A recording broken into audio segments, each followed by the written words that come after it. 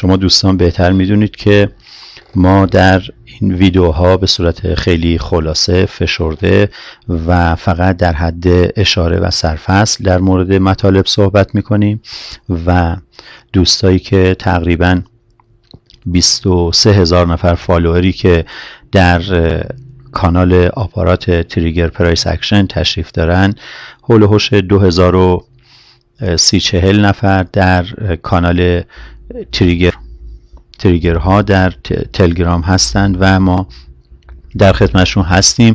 سوال و جواب هایی که هستش و نکاتی که تقریبا میشه گفتش حالا به نوعی شاید نامفهوم باشه، شاید احتیاج به توضیح بیشتر باشه، شاید احتیاج به شکل تصاویر بیشتر، مثال های بیشتر باشه، دوستان در گروه بازگشت پدرخوانده سوال میکنن و ادمین ها هم زحمت میکشن در پشت پرده و اونجا که چون پرده برافتد نه تو مانی و نه من، اونجا میان و کمک میکنن تا شما بتونید با صدای نتراشیده و نخراشیده و این دورگه بودن صدا، و من نمیدونم حالا چرا صدای ما رو انتخاب کردن دیگه، نظر لطفشون بوده و بیاید ما رو تحمل کنید تا در خدمت شما باشیم. و اونجا هم همه سوال ها که تا الان نزدیک به 1600-700 سوال مطرح شده، همه رو به صورت تصویری، به صورت وایس و توضیحات کامل در خدمت شما هستیم. به هر حال اگر نظر شما رو جلب کرده موضوع سبک تریگر پرایس اکشن، میتونید تشریف بیارید در کانال و در گروه در خدمت شما باشیم. ضمن اینکه این ویدیوها توسط سایت فراچارت هم یک بار مجدداً بررسی میشه، یک بار ادیت میشه، یک سری حالا مسائلی که به هر حال چون سبک گفتن و تعریف کردن من به نوعی هستش که حوصله همه سر میره و میخوام مثلا یه جمله بگم، یه نیم ساعت مثل این خانوما مقدمه چینی میکنم، بعد دوباره یه نیم ساعت هم حاشیه میگم، بعدش هم اصلا یادم میره که میخواستم راجع به چی صحبت کنم و کلا موضوع کنسل میشه و اومدیم دور هم دیگه به هر حال خاطره میگیم. اونجا زحمت میکشن ادمین ها و مدیریت سایت فراچارت بعضی از جوک ها، لطیفه ها و مسائلی که قابلیت پخش روی آنتن نداره و من دیگه کلا چشامو بستم و همه رو دارم تعریف میکنم، اونا رو قیچی میکنن و کار سانسور انجام میدن، بعد مجددا به هر حال آپلود میشه و میتونید اونجا هم بیاید و این ویدیوها رو دانلود کنید و ببینید. فعلا در جلسه 11 هستیم و در خصوص مدیریت ریسک، سرمایه و پوزیشن ها صحبت خواهیم کرد.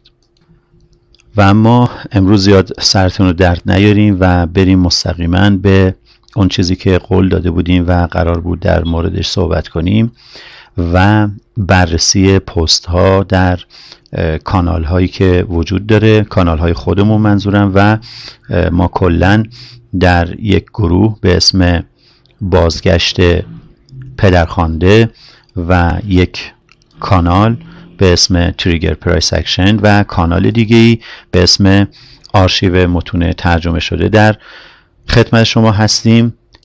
این آیدی در هیچ گروه و کانال دیگه‌ای در هیچ فرومی فعالیت نداره و ما در هیچ کجایی نیستیم به جز در همین کانال و گروه خودمون و بنابراین اگر هر کجایی دیدید آیدی مشابهی هستش متعلق به ما نیست. و به هر حال بیایم در مورد اولین پست در گروه در کانال آرشیو و همون موضوعی که اگر دوستان خاطرشون باشه در جلسه 9 که بالای منبر رفته بودیم و نصیحت میکردیم و میگفتیم که نصیحت گوش کن جانا که از جان دوستر دارند جوانان سعادتمند پند پیر دانا را، و به هر حال در مثال جای هیچ مناقشه نیست و هرچند سنخیت نداره و ما پیر دانا نیستیم و شما هم ریش سفیدای این مجلس هستید و جوانان نیستید،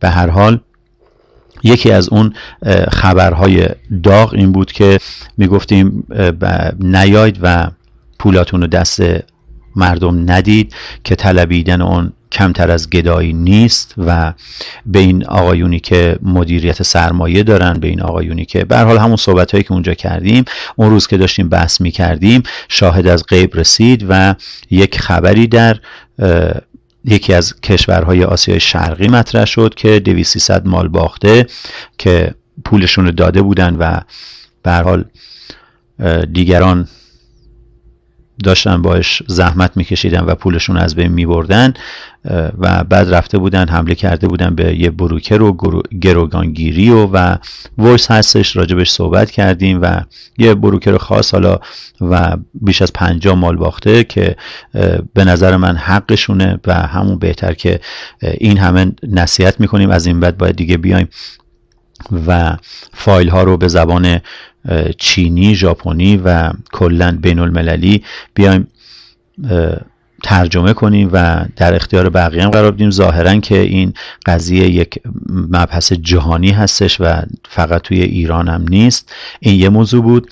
موضوع دوم که در کانال آرشیو راجع بهش صحبت شد، دوستان سوال می‌کردن در مورد این که بیان پولشون رو روی حساب‌های پم مثلا سرمایه گذاری کنن و اونجا کاملا توضیح دادیم که اون شخصی که داره این حساب رو مدیریت میکنه یک توانایی داره، یک انرژی داره، به هر حال با یک مبلغ خاصی میتونه اون سودآوری رو داشته باشه و اصلا شرایط روحی روانیش که شما نمیدونید، به هر حال پول دست خودتون باشه میدونید کی ترید کنید کی ترید نکنید. خب اگه وقت ندارید ترید نکنید، اصلا وارد این بازار نشید. به هر حال هر کسی را بهر کاری ساختن و اینکه به فرض مثال یه نفر در یک رشته‌ای در یک جایی موفق میشه که همه که دیگه اونجا موفق نمیشن، همون یه نفر موفق میشه و این هم یه نمونی بود که همون روزی که از دوستان فرستاد و یک حسابی که حالا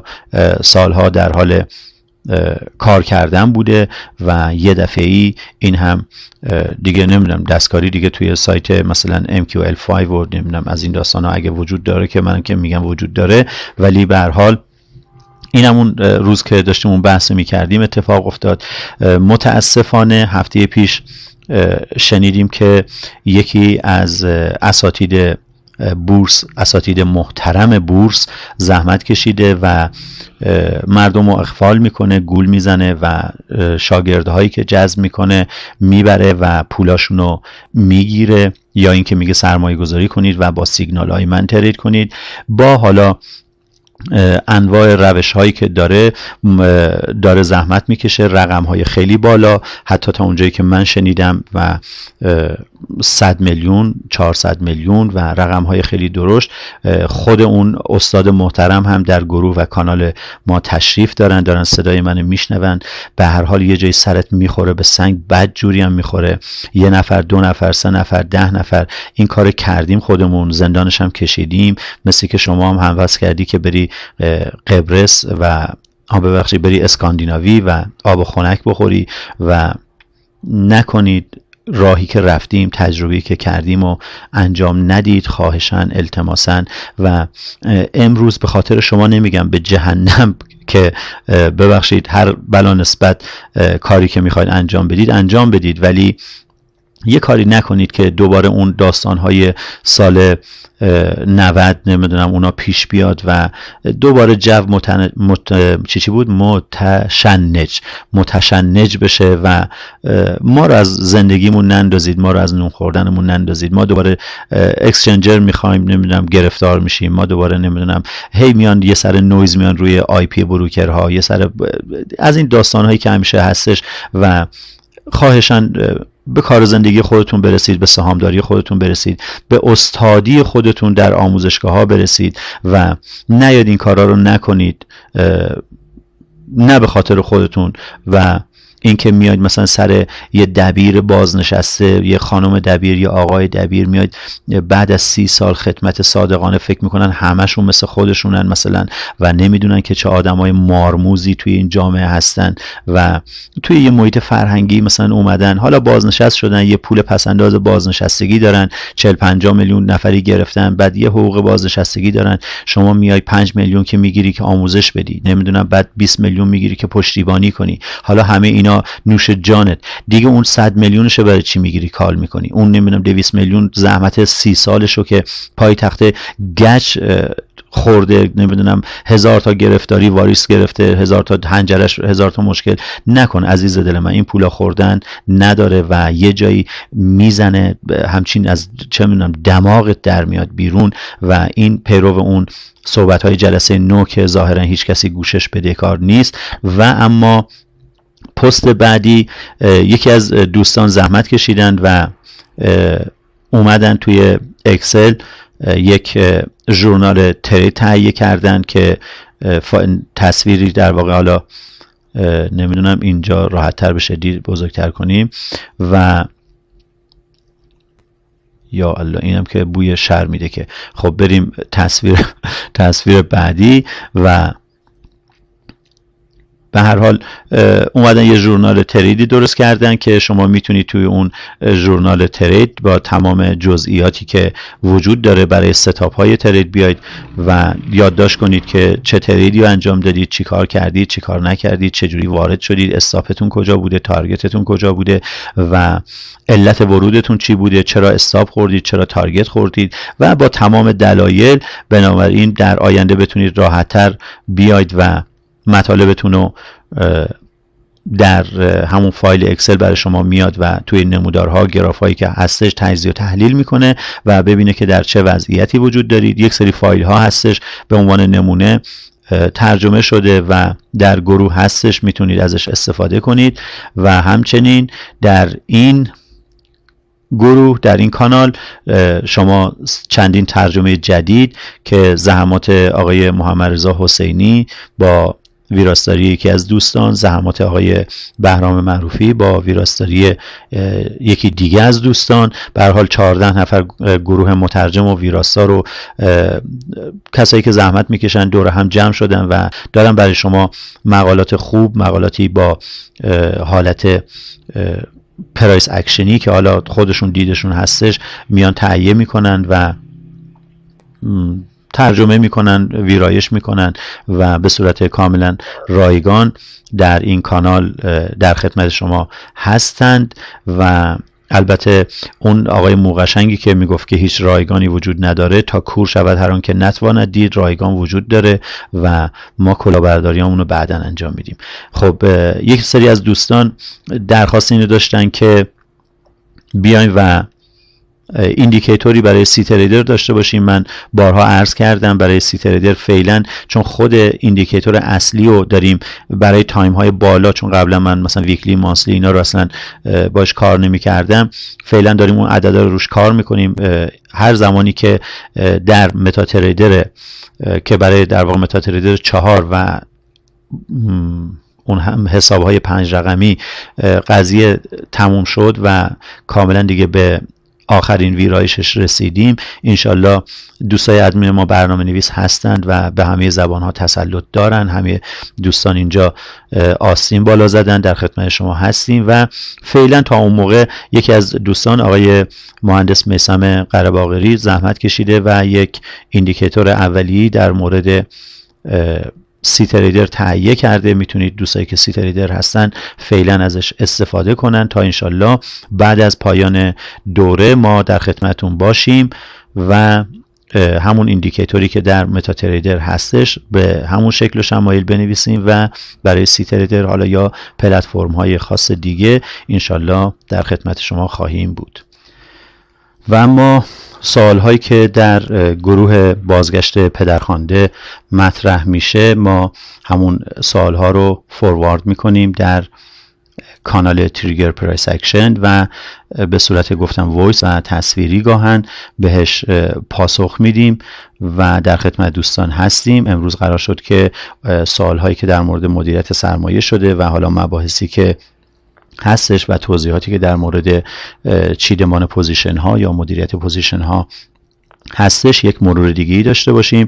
شما من البته اجازه گرفتم از دوستان که آیدیاشون به هر حال در این تصاویر شیر میشه و گفتن که هیچ ایرادی نداره. بنابراین شروع میکنیم به مطالعه و برای همین یک سرم میزنیم به متا تریدر و ببینیم که همزمان با سوالها در متا تریدر چه خبری هستش. و اما این موضوع سال اول بعد از شیر شدن قضیه یه مبحثی بود که خب توضیح داده شد و در موردش اینکه دو تا مبحث سطح پرایسی و سطح کلاسیک که حالا به یه سریاش نرسیدیم و توضیحاتی که داده بودیم برای دو مبحث جداگانه دوستان با هم دیگه حالا یه جورایی یکی دیده بودن و سوال پیش اومده بود. هر هفته در همین کانال تریگر پرایس اکشن ما تحلیل اکثر جفت ارزها رو داریم و حدس میزنیم که حالا به هر حال فورکست هستش و پیش بینی هستش که چه اتفاقی میخواد برای جفت ارزها بیفته. مثلا حالا این آقازاده چیه؟ USD ین تایم فریم دیلی و یک حرکت نزولی اولیه و ادامه حرکت صعودی رو براش انتظار داشتیم، یا مثلا USD CAD یک حرکت اولیه کوچیک نزولی و ادامه حرکت صعودی حالا تا رسیدن به لول های بالاتر. و همچنین میتونید به هر حال بیاید و بررسی کنید، همشون هم هشتگ دارن و یا اینکه مثلا الان این آقازادی طلا که مشکوک بودیم به اینکه یک ریزش صعود و ریزش داشته باشه یا اینکه از همینجا صعود باشه و بعدن ریزش که دومیه بود، اما میتونید بیاید به صورت همبستگی حتی خودتون در کنار همدیگه قرار بدید این موضوع رو. مثلا برای نقره انتظار داشتیم که یک حرکت صعودی برای رسیدن به خط روند و حرکت نزولی رو شاهد باشیم. خب اگر این همبستگی و کورلیشن بین سیلور و گلد رو بخوایم با هم دیگه داشته باشیم، پس بنابراین این ریزش خود به خود منتفی میشه. بعضی وقتا هم خب یک کوچولو شیطنت میکنیم تا اینکه خود دوستان زحمت بکشن یه مقدارم از سلولای خاکستری خودشون استفاده کنن. بنابراین همه ارزها، مثلا این یکی از اون ارزایی بود که تحلیلی که داشتیم برای صعود و ادامه ریزش اتفاق نیفتاد و بازار یک گام حرکتی بالاتر رفت. تقریبا بالای 90% تحلیل ها در تایمی که داریم درست هستش. خودتون میتونید ببینید، یه ذره از خودمون تعریف کنیم، هندونه زیر بغل خودمون بذاریم. به هر حال دیگه شماها که تعریف نمی‌کنید پس ما تعریف کنیم. اینو که میگم استناد میکنم به یکی از اساتید که مجبور کرده بود که شاگرداش بیان حتما وایس بذارن و بیان تعریف کنن و از دوره ها تا شاگردهای بیشتری رو بتونه جذب کنه و اون موقع ها ما که می اومدیم و به هر حال مردم رو سرکیسه می کردیم، اینا بیان شروع کنن به سرکیسه کردن. و الان همون دوست عزیزی که اون موقع میگفت که آقا بیاید و وایس تهیه کنید و تعریف کنید و من بذارم توی کانال و گروه، الان در راپله های دادسرا مشغول بالا پایین رفتن با وکیل محترم هستش. و اما بریم برای چارت و پاسخ دادن به سوالها و مدیریت ریسک و سرمایه و پوزیشن. به هر حال چون این مباحث مالی کلا با این حاشیه هاش همراه هستش، ما مجبوریم همه رو با هم دیگه امروز در جلسه 11 9 و 10 با هم دیگه به صورت مختلط بیایم. البته مختلطه که شما فرض میکنید، نه این فرق میکنه. بیایم اینجا در خدمت شما باشیم. خب و اما یه سر بزنیم به گفتیم متاتریدر و بیایم وارد مباحث بشیم.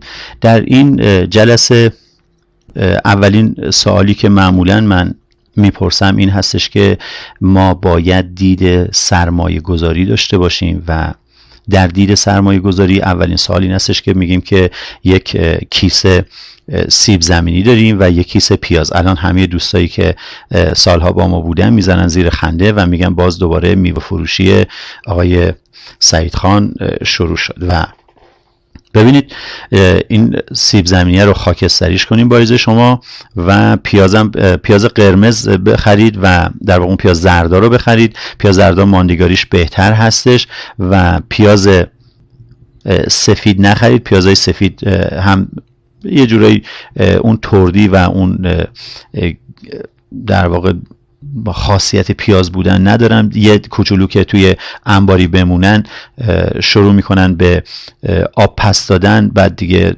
کلا زود پوسیده میشن و بنابراین اگه یه 500 تومن هم پیاز قرمز گرونتر هستش، پیاز زرد یا قرمز بخرید و پیاز سفید زیاد به نظر من نگیرید، برای دراز مدت نگه ندارید و خوبیت نداره، از نظر اقتصادی به صرفه نیست. اما فرض بر این بذاریم که شما یه گونی به عنوان یک کسی که حالا میخواید وارد بازارهای مالی بشید و کار تجاری انجام بدید، بیاید یه گونی سیب زمینی دارید و یه گونی پیاز. اگر من نوعی به فرض مثال بیام به شما بگم شما اگه بیاید این گونی سیب زمینی رو انتخاب کنید و ببرید بفروشید، قیمت جفتشون هم مثلا فرض کنید که X و برابر هم هستش، اگه این رو ببرید بفروشید به فرض مثال $100 سود میکنید و اگر بیاید و پیاز رو انتخاب کنید و ببرید بفروشید $20 سود میکنید. خب جفت اینا هم مثلا قیمتی که خریدید جفتشون هم مثلا بوده $200، اصلا هیچ فرقی نمیکنه، جفتشون یکی بوده. خب شما به عنوان کسی که میخواید کار تجاری انجام بدید و وارد بازار مالی بشید، کدوم یکی از اینا رو انتخاب میکنید؟ خب عقل سلیم میگه که من بیام و سیب زمینی رو انتخاب کنم، چون سیب زمینی $100 داره سود میده و این یکی داره $20 سود میده. آیا به همین قضیه، مثلا این موضوع به همین قضیه اینجا اکتفا باید بکنید و تموم میشه و دیگه مراحل دیگه‌ای نداره، آیتم های دیگه‌ای نداره؟ مطمئنا این نیست. و حالا من سوالو تکمیل تر میکنم و میگم احتمال این که شما بتونی سیب زمینیاتو بفروشی و به این $100 برسی، احتمالاً مثلا احتمال 5% وجود داره که شما بتونی بیای و سیب زمینیاتو بفروشی و $100 گیرت بیاد.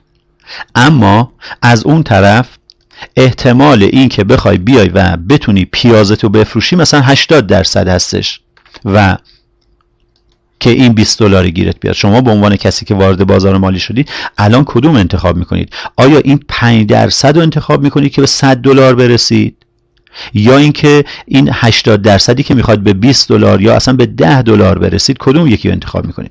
مطمئنا اگه از اون دستی هستید که میگید که یا همه یا هیچی، میاد اینو انتخاب میکنید دیگه. و اونایی که وارد بازار مالی میشن اگه این دیدگاه رو دارن که من بیام یا به این $100 میرسم یا اصلا بابا $10 دیگه یعنی چی؟ اگه شما امروز بیاید و این $10 رو سود کنید، خب فردا یه $10 دیگه سود میکنید، پس فردا یه $10 دیگه سود میکنید. و تا کی باید منتظر این باشید که مثلا بیاید 5% احتمال داره که بخواید بیاید سیب زمینی رو بفروشید و به $100 برسید؟ این تازه بحث احتمالش بود.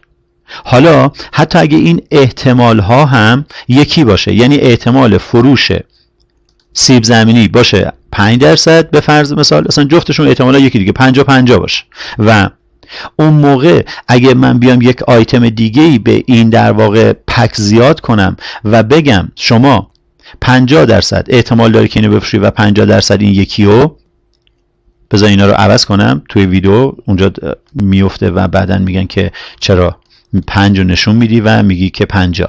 خب 50% بشه، اما شما یک هفته طول میکشه تا بیاید و سیب زمینی رو بفروشید و 3 هفته مثلا طول میکشه، اون موقع این جفت این سودها هم مثلا یکی باشه.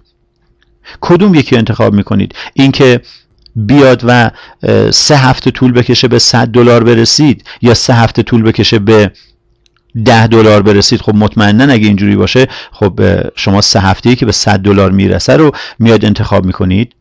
اگه حالا همین عددهای 100 و 10 باشه، شما مثلا بیاید و 3 روزه 3 هفته‌ای بخواید به این عدد برسید، میاد این گزینه رو انتخاب میکنید. یا این یکی که مثلا من به شما بگم که شما مثلا نمیدونم مثلا 1 ساعته، ببینید این هفته یه دبلیو این بغلش اضافه کنیم و 3 هفته‌ای میخواد به 100 تا برسید و اینجا میخواید بیاید و 1 ساعته به این 10 تا برسید. ببینید باید برای همه اینا برنامه داشته باشید و این تازه یه طرف باز موضوع هستش.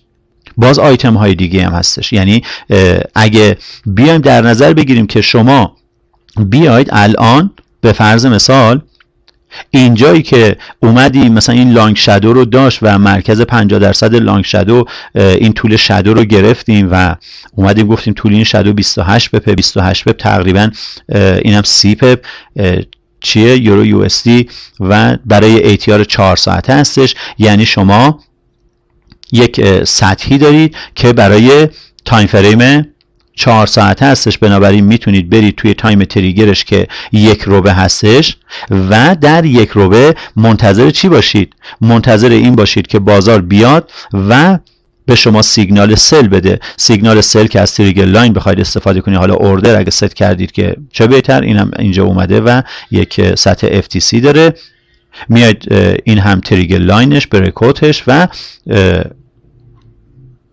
الان اونایی که مثلا با ما همراه نیستن فکر میکنن که خط الان کشیدیم. نه عزیز من، این خطوط وجود داره و حتی توی تصاویر به صورت کاملا ما نمیترسیم و میایم میگیم که اینجا سل نهایتش اشتباه میشه و تازه خودمونم سل میکنیم. و یا اینکه مثلا میایم وقتی اینجا میگیم سل خودمون سل میکنیم. اینکه اینجا استاپ هانتر میکنه ورود داریم براش، دلیل داریم براش، استراتژی داریم، پلن داریم و اینکه این خط اینجا هستش، این خط ما خودمونم باش سل میکنیم، اینجا بای میکنیم، اینجا روی این یکی بای میکنیم. تازه از این که بای سوم ماست، ما الان 3-4 روزه اینجاها هی داریم استاپ میخوریم، هیچ ایرادی هم نداره. ما داریم روی یک سبک، روی یک روش، روی یک پلن و هممونم آدمیزاد هستیم و دائم الخطا انشالله که نیستیم و به هر حال اشتباه از همه سر میزنه و میایم بررسی میکنیم حتی ترید هایی که اشتباه انجام دادیم، میایم به چه علتی اشتباه کردیم. به هر حال قانون هست، استراتژی هست و همه مطالب و منابع در اختیار همه هستش و جلوتر از این که این اتفاق رخ بده این خط رو داریم و این خط هم داریم. اینجا هم بریکوت اتفاق میفته و میایم وارد بازار میشیم. یا این ترید چیه اینجا؟ نگاه کنید یه دونه ترید اینجا افتاده و مال کی بوده فعلا معلوم نیست و به هر حال یک ورود، یک خروج و مدام توی بازار. حتی خب بس هندونه فکر کنم آره و برگردیم از مطلب پرت نشیم چون تا دلتون بخواد از این مسائل وجود داره. اما موضوع بعدی که اومدم روی این چارت و اصلا کلن حواسم رفت یه جای دیگه، برگردیم توی همین 1 ساعتی که اینجا بودیم و موضوع بعدی این هستش که اگه 2 نفر مشخص بیان و یک کالا رو بخرن، نفر X و نفر مثلا Y، ایشون به همین $100 سوده برسه و ایشون هم به همین $100 سوده برسه، اما ایشون بیاد، این آقا مثلا به فرض مثال بیاد بعد از اینکه این معامله رو انجام داده و به این سود رسیده، اینجایی که معامله کرده بره تا $50 توی ضرر، یه 50 اینجا داشتم آره، بره تو $50 ضرر و بعداً بیاد به $100 برسه. اصلا در یک بازه مشخص هیچ فرق نمیکنه، ولی ایشون که این ترید اینجا انجام داده بیاد بره مثلا در $80 ضرر و بعداً بیاد به این 100 تا برسه. اینا از نظر علم اقتصاد یکی نیستن. این سودها جفتشون یک ارزش ندارن. ایشون ریسک بیشتری کرده، ایشون تحمل و استرس بیشتری داشته، ایشون بیشتر سرمایش در خطر بوده و بعداً برگشته. اسم این بود فکر کنم نمیدونم ضریب استرلینگ یه همچی چیزایی. و به هر حال خیلی مهم هستش که شمایی که میخواید وارد این بازار بشید باید بیاید همه اینا رو بدونید و در کنار همه اینها هستش که اون موقع مثلا میاد X مقدار سود میکنید، باید ببینید که حالا این X مقدار ارزش داره یا نداره. ببینید ماها ارزش پول رو به عنوان خود اون ارزش پوله در نظر نمیگیریم متاسفانه. و وقتی به فرض مثال میرید حالا میرید مثلا چه میدونم یه ساندویچی میخورید، یه اصلا یه نوشابه میخورید، یه چه میدونم یه چیزی میرید مثلا نوش جان میکنید، اگر قیمتش بشه به فرض مثال 49 مثلا تومن، شما مثلا یه 50 تومانی میدی، میگه آقا دست در نکنه، خیلی ممنون، کلی هم کلاس میذاری، بعد پولش هم نمیگیری، اصلا نفر میخواد بده میگی نمیخواد، اصلا این حرفا چیه، قابلی نداره و میای بیرون. برای چی؟ اون منظورم اون 1 تومنه. ولی همون شخص، همون نفر فردا که میاد مثلا از ونکس مثلا سوار میشه میخواد بیاد آزادی، میاد وقتی اونجا که داره پیاده میشه، کرایه‌ای که حالا مثلا تصویبی تاکسیرانی هستش مثلا زده 49 تومن و برای اون 1 تومنه وامیسته، کلش از شیشه میکنه توی ماشین و منتظره که مثلا اون راننده بیاد 1 تومنه بده. بابا نداره، پول خورده دیگه. حالا من اغراق‌آمیز دارم میگم مثلا 1 تومن، اینو شماها دیدید، ما هم دیدیم و بارها و بارها شده همون آقایی که رفته مثلا چه میدونم یه جای دیگه خیلی راحت 1 تومن چه میاد از مثلا 50 تومن میگذره، بعد اینور میاد و برای 1 تومن قشقرق به پا میکنه، میاد دعوا را میندازه و میاد توهین میکنه، میاد اصلا یه بساطی درست میکنه. بابا این 1 تومن همون 1 تومن دیگه، چه فرقی میکنه؟ ببینید، پس ارزش ها در جاهای مختلف برای ما فرق میکنه، ولی برای سرمایه گذاری ارزشه. 1 تومن 1 تومنه. با قول چی بود دوستای همدانی بود میگفتن 1 تومنم 1 تومنه. البته اینجا اون معنی، یه بار دیگه هم گفتم اون معنی نمیده، اما این یه بس. یا مثلا همین مثلا شما، من، ایکس، ایگرگ فرق نمیکنه. ببینید میایم اون روز مثال زدم که میخوایم بریم مثلا یه جفت کفش بخریم، میایم مثلا این یه جفت کفش میخریم به فرض مثال 250,000 تومان و این 250 1 2 3. خب یه جفت کفش میخریم مثلا 250,000 تومان، بعد توی این قضیه مثلا این 250,000 تومانه میای شروع میکنی به فرض برای مثلا چونه زدن که آقا بیا مثلا 50 تومنشه بنداز، 20 تومنشه بنداز، اینور اونور، 1 ساعت مثلا خودت الاف میکنی، این آخرش مثلا میخری به فرض مثال 240,000 تومان و برای 10,000 تومان 1 ساعت اونجا الافی و اون موقع همین شخص میاد میره مثلا چه میدونم میخواد یه ماشین لباسشویی بخره، ماشین لباسشویی مثلا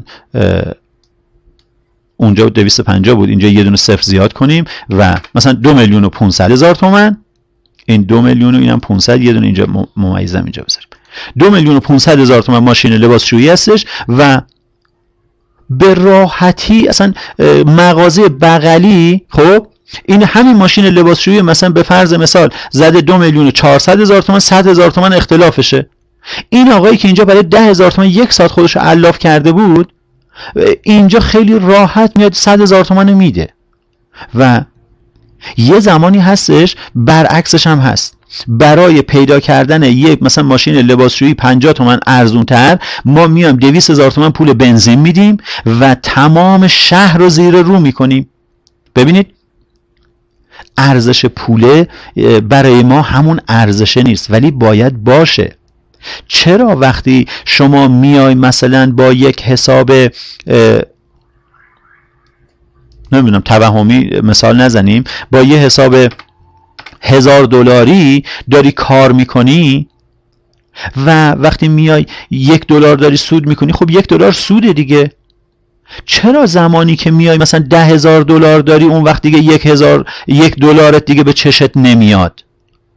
چرا اون سیستم مدیریت سرمایه‌ات رو رعایت نمی‌کنی؟ چرا اون قطره قطره جمع گردده و رعایت نمی‌کنی؟ ببین اون مسائل مدیریت سرمایه و ریسک به ریوارد و همه اینا سر جای خودش هستا.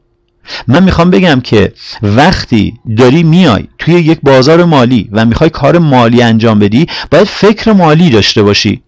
توی شهر ما بازاریا رو یه بار دیگه هم گفتم، آخرش این همشهریای ما میان ما رو ترور میکنن و بازاریا رو نگاه کنی یه دونه کت تنشه، البته تمیزه، البته شکیله، البته نظافتش رعایت شده، اما یه کتیه که دیگه برای 30 سال پیشه و هنوز تنشه، اتفاقا هیچ اشکالی هم نداره.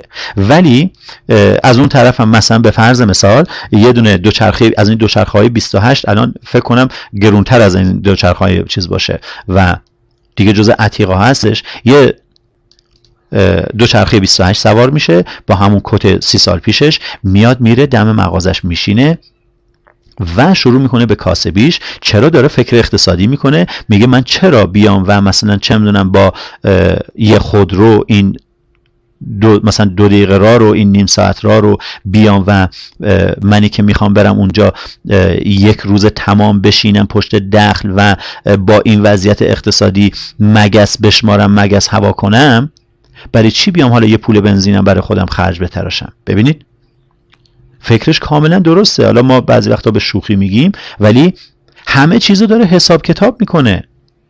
بعد اینجا مثلا چه میدونم ما میایم ای بابا این از اینجا ریخته مثلا تا اینجا چقدره؟ 140 پپ ریخته. خب عزیز من 140 پپی که اینجا ریخته، شما اگر می اومدی، ببین بحث روی این هستش که توهم داریم و من نمیدونم میخوام به کجا برسیم، کجا رو میخوام بگیریم. بارها گفتم بازار که مقصر این نیستش که شما 40 سال گند زدی. بحث این که ارزش پول با ارزش پوله، یعنی این که اگر شما $100 دارید یا $1000 دارید یا $10,000 دارید، 1 تومان 1 تومانه و اینو باید قبول کنید و اگه قبول نکنید جور در نمیاد. وقتی اینو قبول کردید، اون موقع هستش که راه رشد حساب شما، راه ترید کردن درست شما میاد و من با اجازه بزرگترهای فامیل اینا رو همه رو دلیت کنم. خب ببینید ما یک ناحیه داریم، یک سطح داریم، به فرض مثال مثلا این سطح و قیمت میاد میشکنه میره بالا، پول بک میکنه و برمیگرده میاد برکوت میکنه. موضوع اصلی روی شکست و پول بک و اینا نیستش. موضوع اصلی امروزمون روی این مبحث هستش که ببینید اگر شما، من، X، Y فرقی نمیکنه، بیایم فرض بر این بذاریم ببینیم یا استراتژی داریم یا نداریم و این استراتژی که داریم، این راهی که رفتیم میدونیم سرعتمون چقدره. شما به هر حال میاید وقتی اون استراتژی رو تدوین میکنید، اون پلن رو تدوین میکنید و همه اینا رو در نظر میگیرید، یک استیتمنت دارید و الان اون جلسه گفتم بر اساس استیتمنتی که دارید میتونید بیاید بگید که در آینده چه اتفاقی میخواد بیفته. فرض بر این بذاریم که شما در اون استیتمنت اومدید و 100 تا ترید دارید. این هم 100 کجا رفت؟ اینجاست. شما 100 تا ترید دارید و اگر ببینید این 100 تا تریدی که دارید، ما گفتیم به فرض مثال اگر ما $1000 داشته باشیم، $1000 که داریم، گفتیم باش چیکار کنیم؟ نهایت ریسکی که باش داریم 1% بود برای حساب، 1% هم پیدا کنید پرتغال فروش را، شیفت 5 و 1% ریسک براش داریم.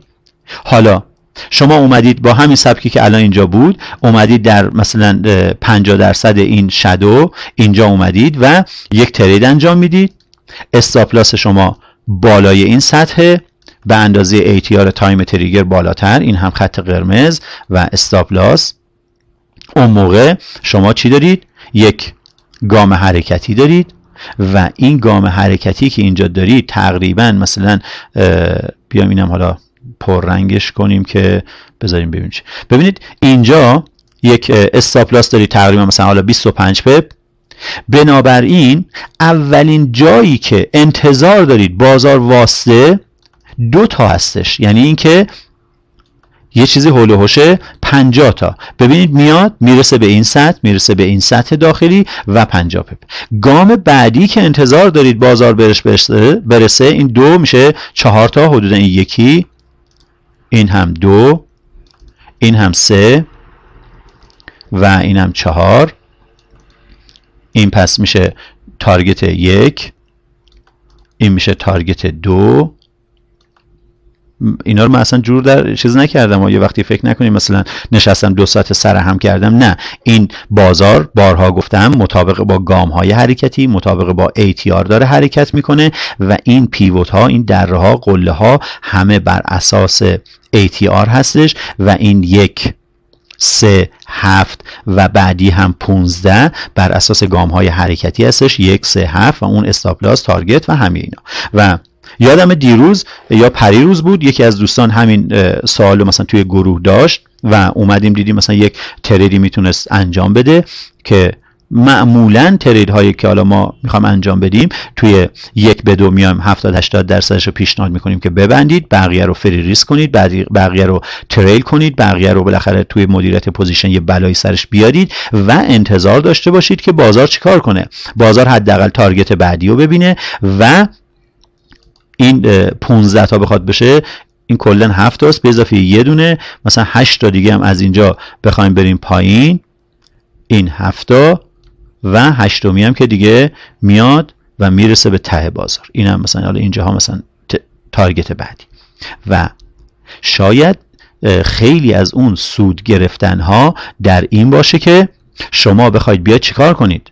بخواید بیاید درصدهایی رو باز بذارید، اما روز اول که نمیتونید بیاید این کار رو بکنید. ببینید شما در روز اول میاید ترید های 1 به 1 انجام میدید، بعد یه قسمت درصد ناچیزی از اون ترید رو باز میذارید. به فرض مثال اگر شما قرار بود مثلا اینجا 1 لات ترید کنید، یه دونه 9 دهمی ترید میکنید و یه دونه 1 دهمی. خب و اون 1 دهم میاد باز میذارید و ببینید که در آینده چند تا از این 1 دهم های شما اومده مثلا به تارگت 2 رسیده. اگر این درصد در اون 100 تا تریدی که داشتید درصد قابل ملاحظه‌ای بود، بنابراین استراتژی شما این توانو داره، شما این توانو داری که بیای و تارگت های 2 رو بگیری. خب اگه میتونی بیای تارگت های 2 رو بگیری و استراتژی شما داره اینو عمل میکنه و داره نشون میده، برای چی میخوای بیای توی تارگت 1 ببندی؟ اون موقع یه سری جداول هست، یه سری پلن ها هستش و یه سری فرمول ها هستش توی گروه، توی کانال و توی مباحث گفتیم، ارائه دادیم، توی PDF ها هستش و برید استیتمنتتون رو در بیارید و اونجا کاملا مشخص و بیاید حساب کنید، ببینید که الان احتمال کال شدن شما چقدره، ضریب موفقیت شما چقدره و خیلی چشمی اصلا با 2 تا 4 تا ماشین حسابم نمیخواد، به راحتی میتونید تشخیص بدید که وقتی 100 تا ترید دارید و از این 100 تا ترید میاد 80 تا ترید شما داره با تارگت بسته میشه، 80 تا ترید همین دومی که فری ریسک کردید، خب دیگه چه لزومی داره که بیاید توی عمل توی تارگت 1 ببندید؟ بیاید و اگر یه ذره مثلا اون قوت قلبه رو ندارید، هنوز این ایمان رو ندارید، این 1 دهم رو بکنید 2 دهم، یه مدت با 2 دهم حرکت کنید، یه مدت با 3 دهم و کم کم جای اینا رو عوض بشه و اینجاها دیگه مثلا یه 2 دهم 3 دهم رو میبندید و بقیه رو فری ریسک که برید و شکار بیشتری از نظر هم پپ داشته باشید، هم دلار داشته باشید، هم لاتتون در واقع بیشتر توی بازار باز باشه. و این موضوع رو در واقع توی پلن، توی طراحی پلنتون در بعد، این برای همون دوستایی که تازه وارد هستن، همون دوستایی که قدیمی هستن، به نظر من خیلی اجرایی هستش و میتونن بیان این کار رو انجام بدن. و اما برگردیم سر وقت این که شما میایید و مثلا 80 تا و 20 تا ببینید، اگر 20% که دارید اینجا مثلا ضرر میکنید و کلا 1% هستش، اون موقع تعداد پشت سر هم سودهای شما مطرح میشه و تعداد پشت سر هم ضررهای شما مطرح میشه و شما نهایتا توی استیتمنتت میای نگاه میکنی بزرگترین مثلا ضررت حالا دیگه اینجا مشخصه و اینجا بود که توصیه کردیم به دوستان حداقل با تایم فریم های مشابه ترید کنن، یا اگر با تایم فریم های مشابه ترید نمی کنن و به صورت مولتی تایم هستش، چون در تایم های مختلف استاپ لاس ها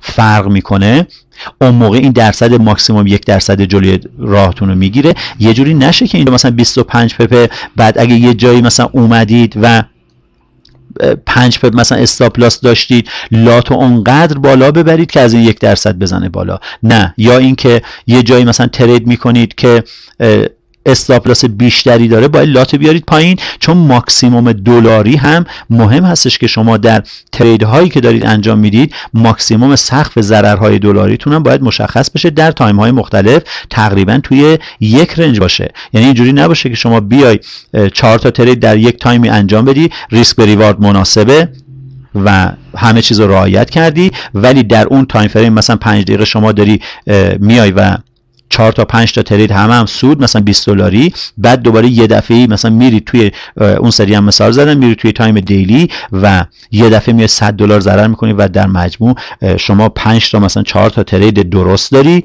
و یه دونه ترید اشتباهی که اومده همه رو زده متلاشی کرده. چرا؟ شما اونجا لات رو رعایت نکردی، اونجا شما 1% رو نیومدی متناسب با استاپ لاسی که بازار به شما میده حساب کتابش نکردی و بزنی این اتفاق میفته. اما یه بحث دیگه ای که دوستان معمولاً باش مثلا مشکل دارن و میون سوال میکنن، میگن آقا مثلا $1 هم شد سود. ببینید میاد در یک تریدی که داره مثلا $1000 که داره و 1% که ریسک کرده و میاد اصلا $1. ببینید شما میاید این فاصله 50 پپی مثلا اینجا میخواید بگیرید، 40 پپی بگیرید، با گفتیم مثلا حد اکثر حالا که 1%، شما بیاید مثلا کلا 0.01 حالا فعلا همینجوری مبنای کار قرار بدید و میاید اینجا ترید میکنید. تریدی که 25 پپ بود دیگه، درسته؟ 25 پپ میشه $2.5 ضرر و میشه $5 سود. و این $5 سودی که دارید اینجا میگیرید، آیا به نظر شما اگه اینجوری نگاه کنیم که مثلا چه میدونم $5 میشه چقدر؟ میشه 20,000 تومان. بابا 20,000 تومان که پول سیگار منم نمیشه. خب عزیز من سیگار نکش. برای چی سیگار میکشی؟ ضرر میزنی به خودت. شما که به خود رحم نمیکنی دیگه وای به حال دیگرون. سیگار کشیدن که اصلا از زیربنا مشکل داره. چرا میکشی؟ خب نکش. خب این پول سیگار من که نمیشه و این نمیدونم پول نمیدونم فلان کار نمیشه، این که پول نمیدونم یه روز مثلا چت کردن من با ایکس و ایگرگ نمیشه و پول اینترنت من در نمیاد. بله این به تنهایی در نمیاد، اما شما اگر میاید و در یک ماه که دارید کار میکنید، ببینید در 22 روزی که شما دارید کار میکنید، فرض بر این میذاریم که اصلا شما 50-50 هستی، یعنی 50 تا تریدای شما به سود و 50 تا به ضرر.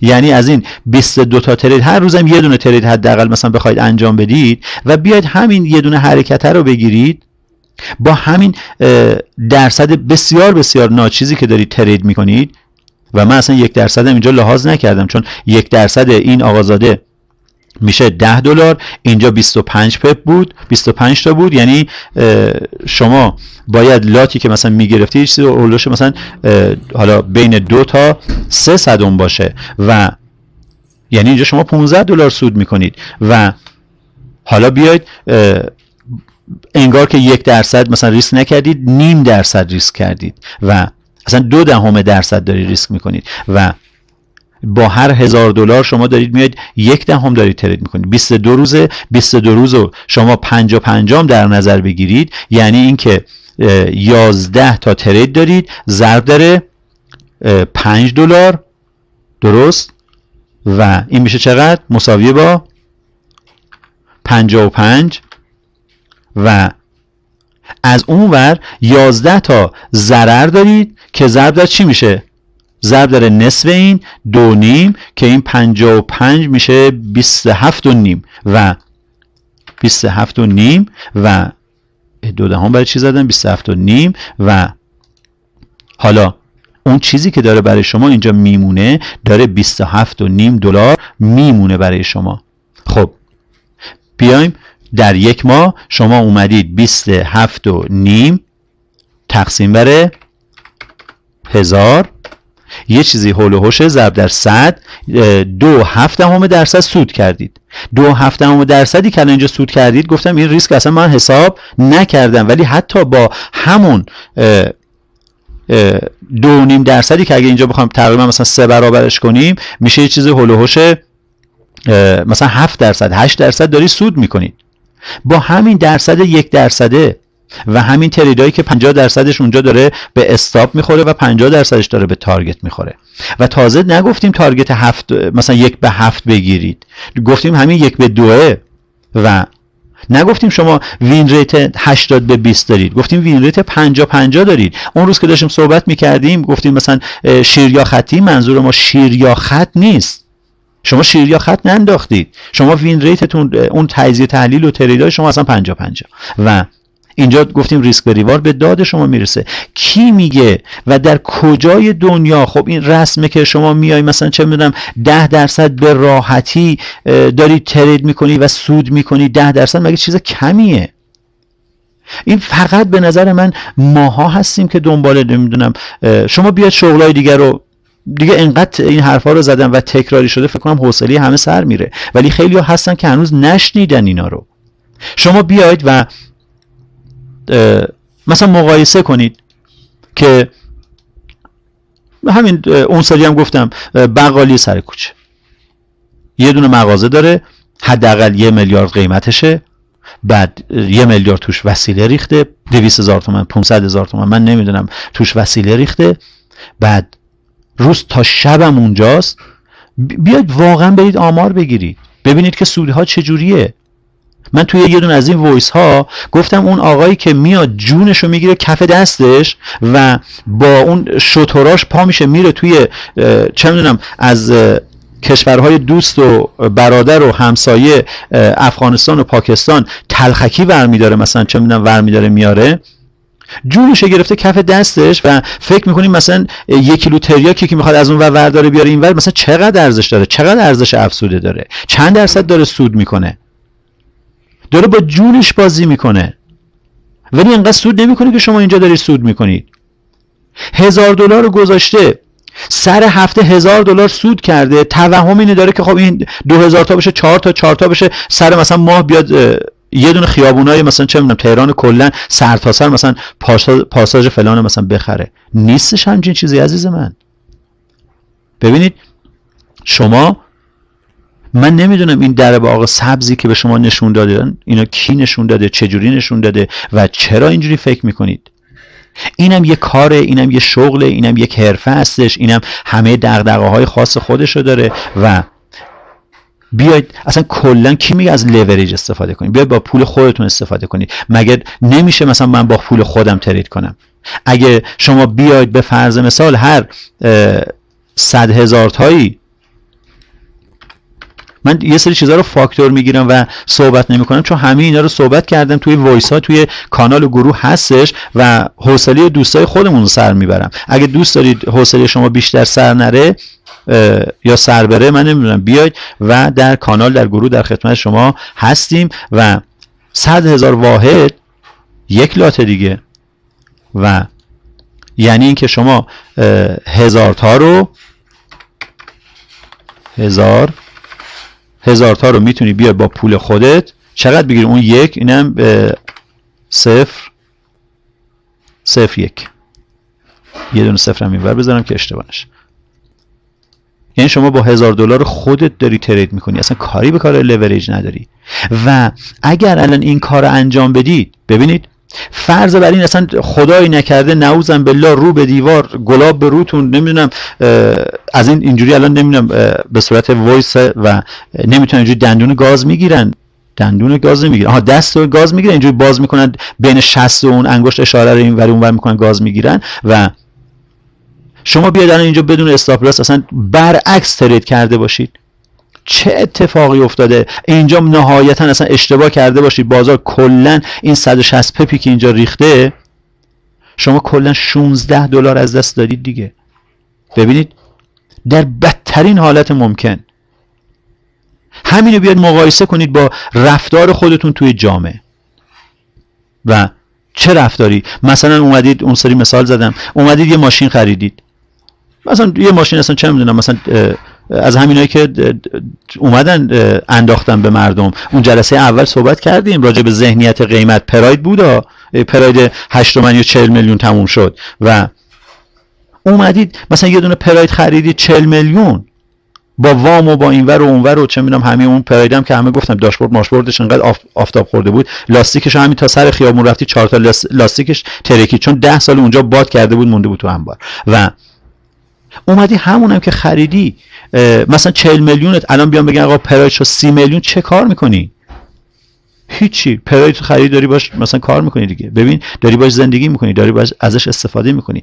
اما اینجا قضیهش با اونجا یه کوچولو فرق داره. این که مثلا الان شما توی خونت نشستی بگن آقا مسکن گرون شد، خب شد که شد. مسکن ارزون شد، خب شد که شد. ببین شما که تاجر نیستید که و بیاید مثلا واکنش نشون بدید.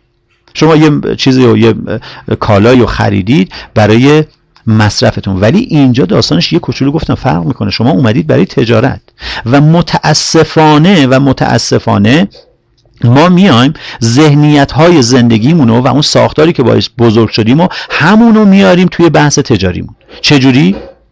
مثلا خونه داری، توش داری زندگی میکنی، به محض این که میگن آقا نمیدونم خونه داره گرون میشه، خب چی کار میکنی؟ میای خونه‌تو میفروشی.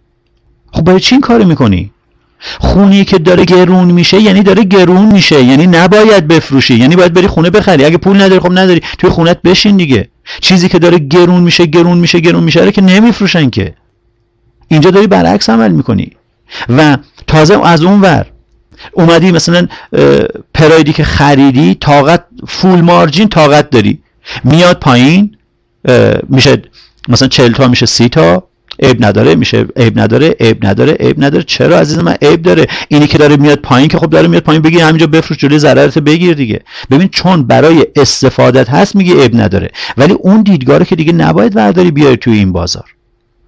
اصلا باید معکوس اینجا عمل کنی و میای اینجا اون موقع با همون دیدگاه طاقت در ضرر بودن بسیار بسیار زیاد تا کال مارجین و طاقت رشد حساب بسیار بسیار کم، در حد اینکه $1 بشه $2. آخ جون، پول موبایل مثلا فیش چی در اومد بیرون. ببینید اصلا اون ذهنیت ها به درد اینجا نمیخوره. اینجا داستان خودشو داره، اینجا قصه خودشو داره. شما با اون ذهنیت هایی که داری زندگی میکنی که نباید بیا تجارت کنی که. پس بنابراین اونا رو بذار پشت در و بعدن بیا. اگه میخوای با اونا بیای جور در نمیاد. و برگردیم اینجا که داشت 100 چقدر بود؟ 160 تا ریخته بود، شما کلن $16 ضرر کردی.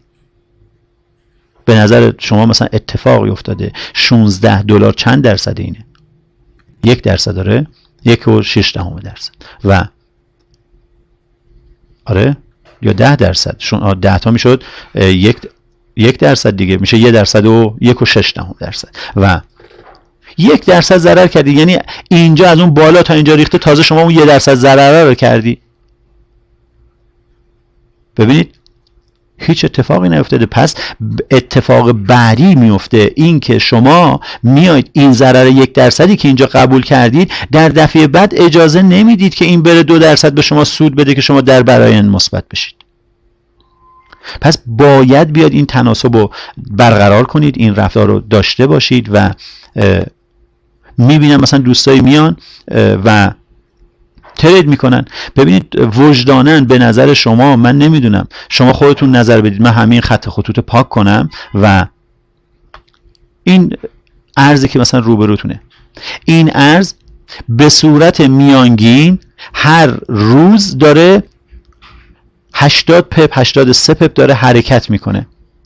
یعنی اینکه شما اگر قادر باشید بیاید و هر هفته یه دونه از این در واقع حرکت ها رو بگیرید، یعنی 4 روز ترید نکنید، صبر کنید و بیاید فقط 1 روز ترید کنید. یعنی اینکه 80 پپ، حالا روندش میکنیم، روندش هم نکنیم، 4 8 تا 32 تا گفتم یه وقتی جدول زر بلد نیستم آبرومون میره. و شما 320 پپ فقط و فقط دارید از یک ارز میگیرید، دارید در هفته یه دونه ترید دارید انجام میدید. یعنی در هفته نمیتونید تو این بازار به این چه میدونم 3 تا نقطه هیچ بهش صفتی ندیم، یعنی نمیتونید در 5 روز کنترل وای چی شد و 1 2 3 4 5، یعنی واقعا مثلا اینجا با این سی پی اشتباه کردی، اصلا رفت بالا، ضرر کردی که رفت. اینجا دیگه دوباره ببین اگه قرار باشه این سی پی رو ضرر کنی، اون سی پی رو ضرر کنی، این فشار دیگه ضرر کنی، اون نمیدونم استاپ، اگه قرار همه رو ضرر کنی که خب دیگه اصلا این کارو نیستی. و اگر این کار هستی گفتم 50-50، یعنی بیای یه روزش رو ترید نکن، دوشنبه است مثلا، اون 5 روز 4 روزش رو ترید کنی، 2 روزش رو استاپ بخوری، 2 روزش رو تارگت بخوری و شما دو روزی که داری استاپ میخوری، یعنی داری 2 تا استاپ میخوری و ضریب رشد شما 1/7 و ضریب رشد شما 1/2، ضریب 1/1 که ترید نمی کنید که، و اون 2 تا در واقع یعنی 4 تا، یعنی شما اومدید 4 تا سود کردید و در کنارش 2 تا ضرر کردید، یعنی 2 تا داره برای شما میمونه، یعنی شما 2 تا ترید درست دارید و این 2 تا ترید درستی که اینجا دارید اگه اجازه بدید این رشد کنه یعنی چی؟ یعنی شما 2 تا 80 تا دارید سود میگیرید، یعنی دارید در هفته 160 تا دارید سود میگیرید، یعنی اینکه 160 ضرب داره 4 هفته، حالا نمیگم 5 هفته، 640 پپ دارید سود میگیرید و اینو بیاید ضرب داره اون آقازاده چی بود، ممیزی کش کنید و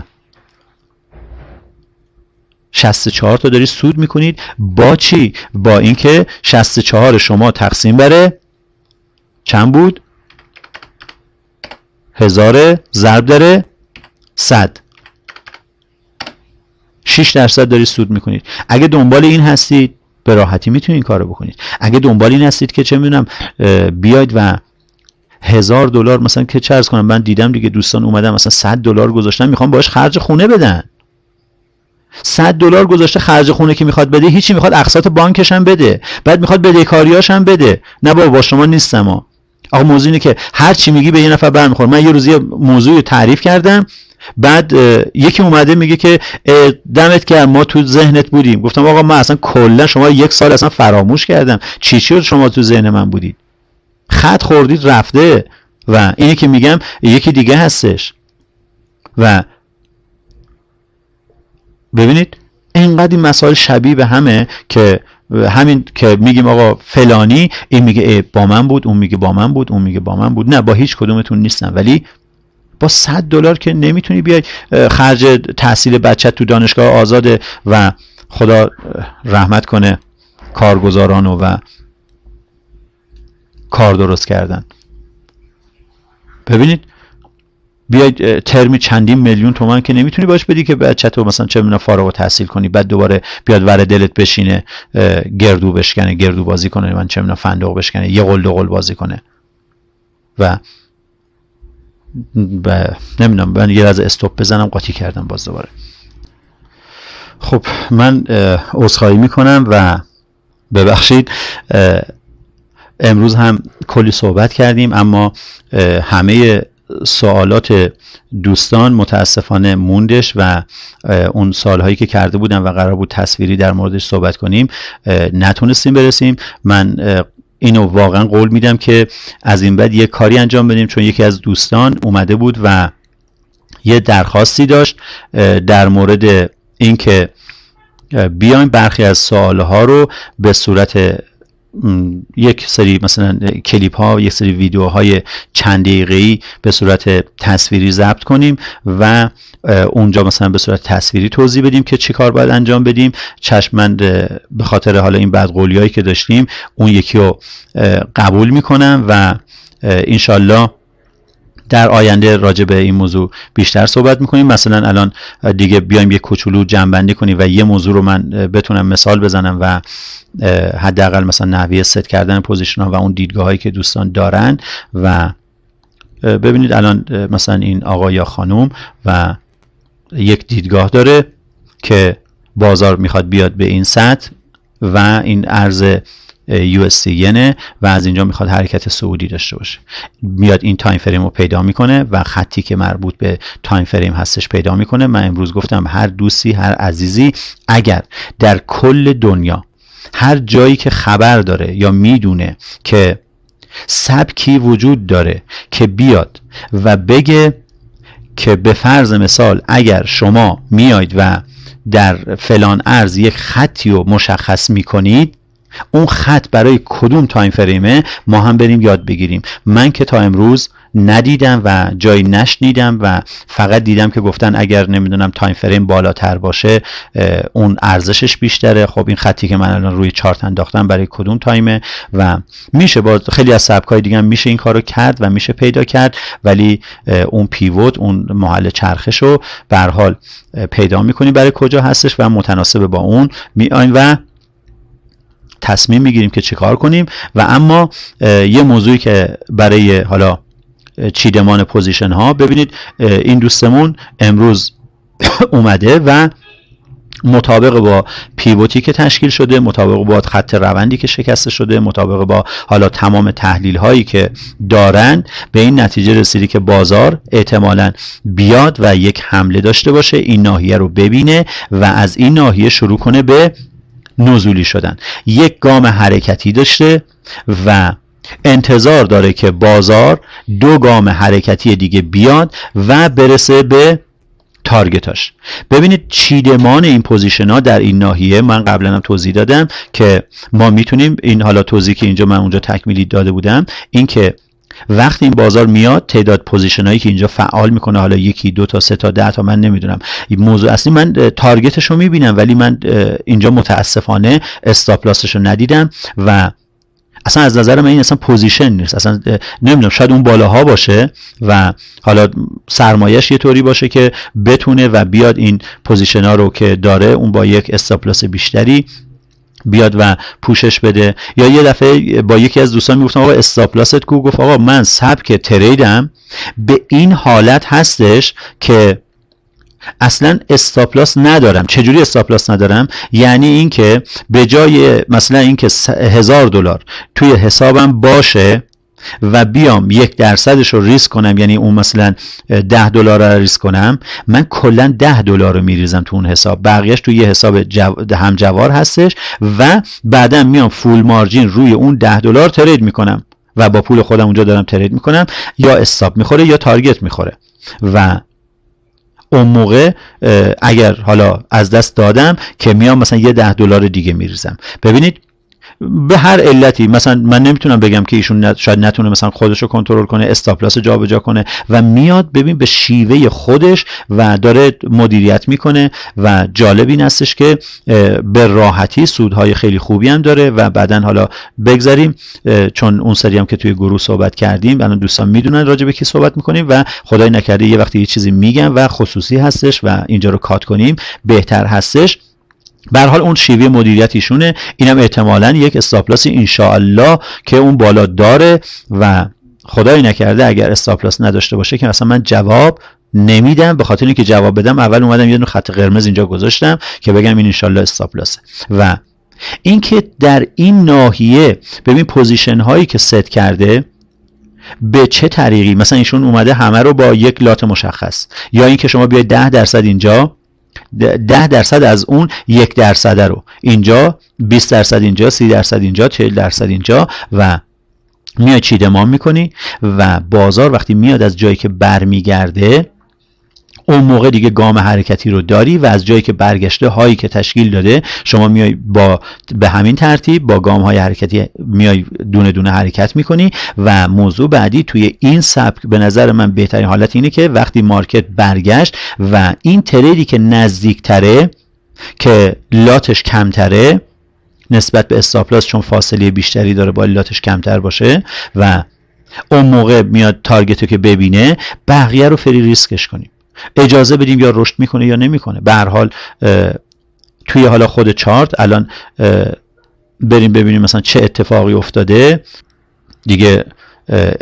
داستان خوندن این شعری از آقای محمد رسولی که توی کانال هستش و عدم انتشار هم زدم که الان میام و باز میکنم، اگه دوست داشتید این همین صدای ما رو اینقدر اینجا تحمل میکنید بس نیست. و به خاطر اینکه یه ذره آرامش بگیریم و به ترید و زندگی خودمون برسیم، اومدیم یکی از شعرهای آقای محمد رسولی که در رسای حضرت امام رضا سروده بود اونو خوندیم و باز هم این مسئله برمیگرده به بحث ترید، بحث روانشناسی و اینکه تریدر باید واقعا آرام باشه.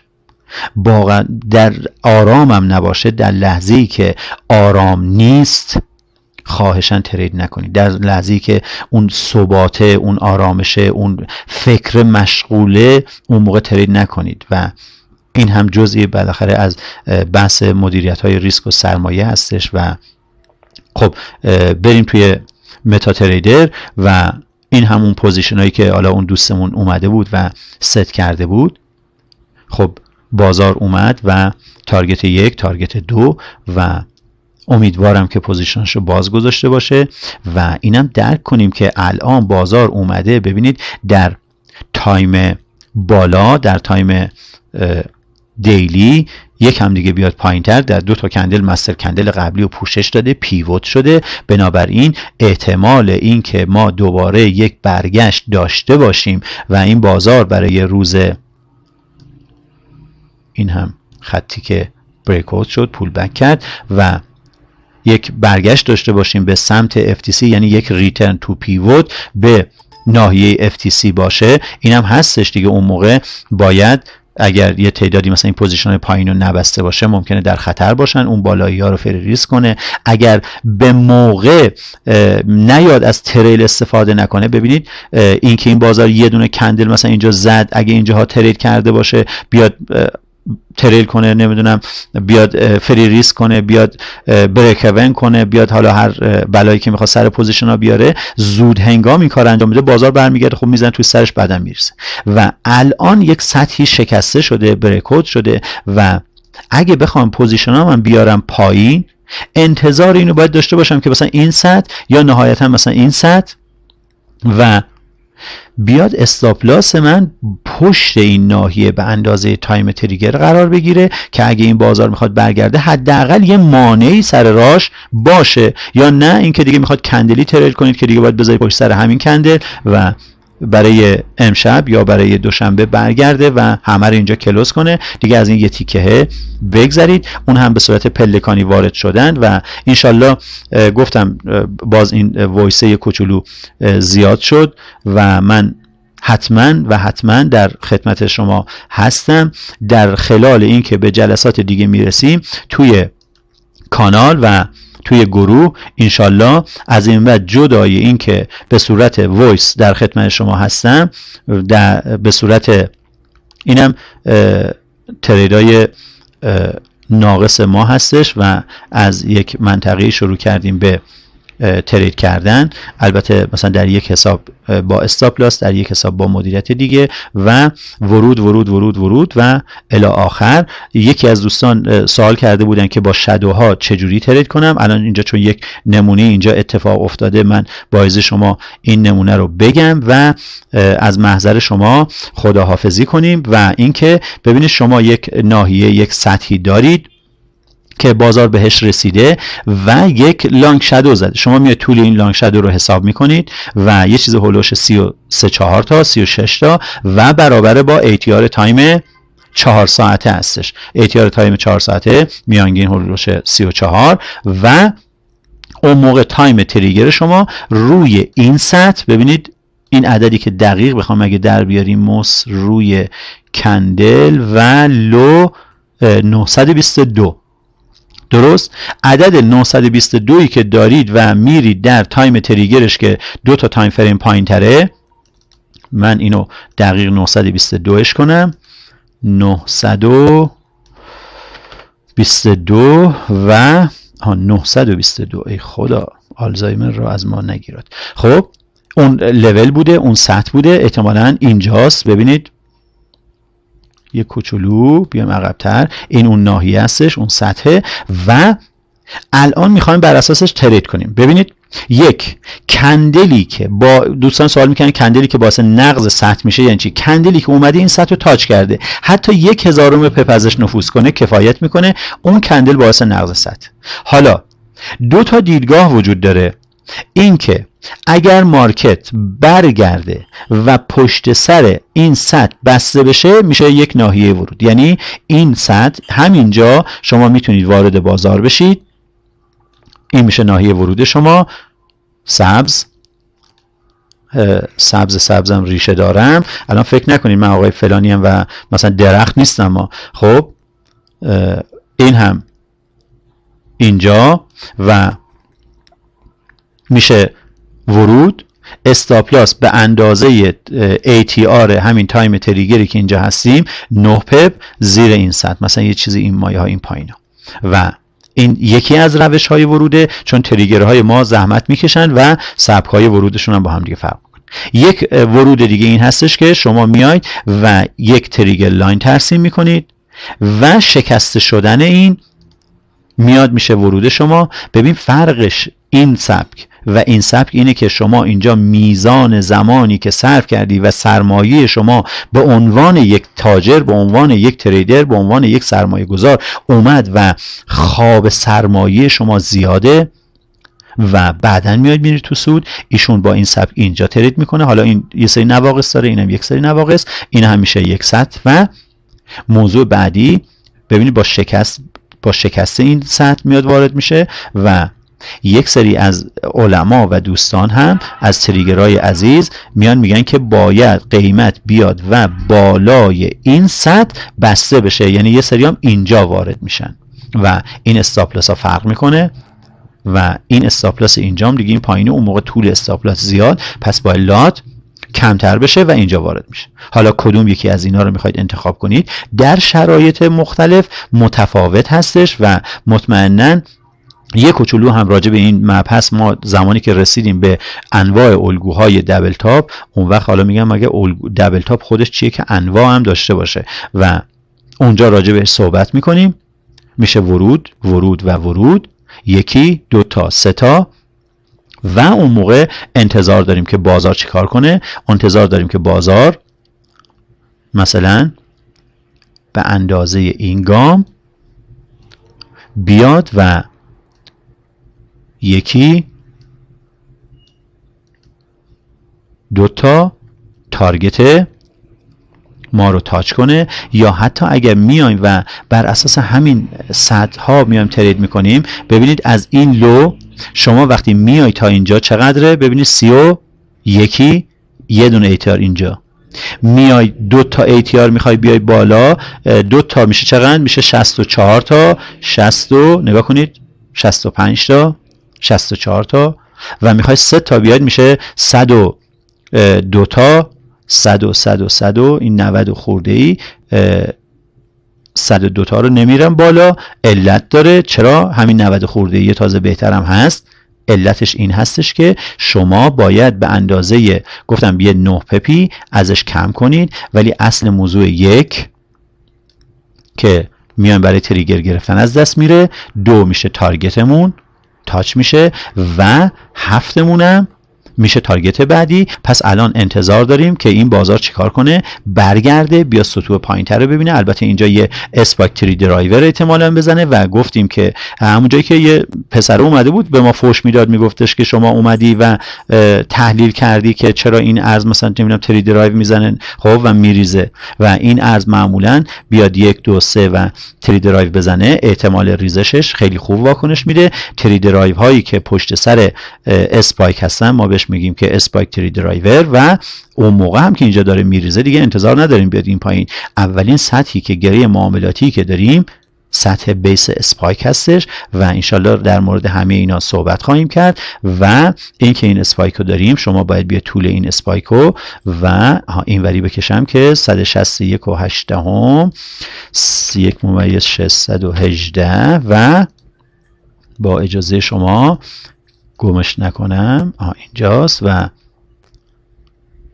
این درایو، این هم طول و احتمالا بازار ببین بیاد در این نواحی و مطمئناً در این نواحی شما سطحی دارید که در تایم بالا بتونیم راحت تر ببینیم.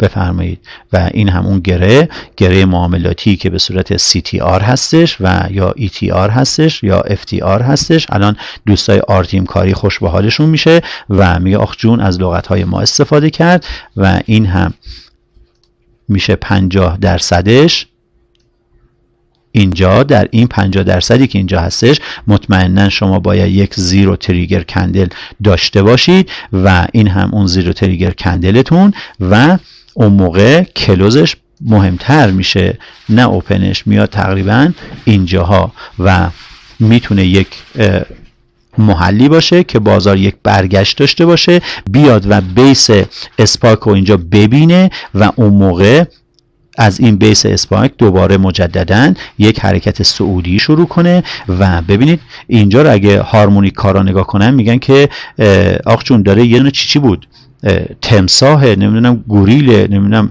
کرگدن چی از اینا داره میزنه و بازار مثلا باید بیاد لول 100 و نمیدونم چی 161 این یکی و نمیدونم 78 اون یکی و مثلا اینجاها ببینه و اینجاها ما سل کنیم. نه، ما این پایین شروع میکنیم به بای کردن، باش میریم این سل رو شاید بگیریم، چون وقتی این اتفاق میفته بازار میتونه بیاد بزنه توی سر این خط شکسته شده و این تارگت یک تارگت نهایی هستش، پیوت بریکوت شده هستش و بازار میتونه ادامه حرکت داشته باشه. نه اینکه مثل بعضیا بیایم توهم اینو بزنیم که این باید دیگه مثلا چون اینجا این الگو هارمونیکه نمیدونم اینجوری هستش از اینجا بازار بره دیگه اون پایین لول 161 و 8 نمیدونم 121 و نمیدونم 7 چی اون پایین رو ببینه. نه، از این اتفاقات رخ نخواهد داد ان شاء الله تعالی. اگرم رخ داد که دیگه ما ترید نکردیم، خوش به حال اونایی میشن که اینجاها میان و سل میکنن، چون این حرکت ادامه پیدا کنه به احتمال بسیار زیاد در تایم فریم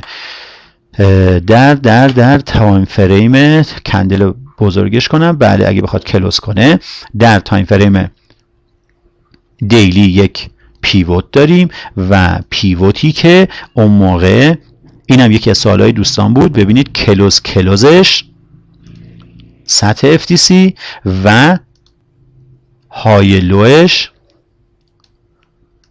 سطح FTC تقریبا دارن ببین میافتن یه جا، اینجا هستن و این مکان همین ناحیه هستش که نهایتا انتظار داشته باشیم که بازار دوباره یک برگشت داشته باشه و مجددا ادامه صعود. حالا اینکه بیایم و خود این ریترن تو پیوت رو ترید کنیم، من به شخصه یه همچین جرأتی ندارم که بیام این کار انجام بدم و سعی میکنم که در مسیر روندی که داره شروع میشه ترید کنم. البته توی حساب دمو دیگه میدونید که من نه تریدر هستم نه حساب دارم، نه فقط چون خیلی خوب به نظر البته بعضیا صحبت میکنم میام و برای سرهم کردن حرفا و به قول یکی از من هر شوخی که با خودم میکنم قبلا یه نفری بهم گفته و دارم به اون اشاره میکنم و یک دروغگوی خوبی هستم که حافظه خوبی دارم و هر چی دروغ میگم دروغ بعدی در راستای دروغ قبلی هستش و تا الان هم